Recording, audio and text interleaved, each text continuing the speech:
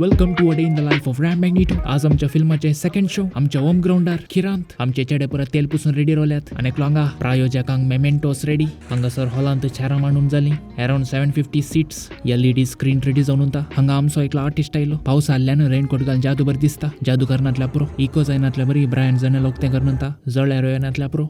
आता जणां येवंक सुरू जाली. भायर ल्हान मट्टाची लायन लागल्या. आमचे थोडे दिग्गजरूय बसल्यात सायडीन. तिकेट शो जाल्ल्यान एकलो पंच करत्या, एकलो नोट डावन करत्या. पूर आमच्या चेड्यांचें मॅनेजमेंट.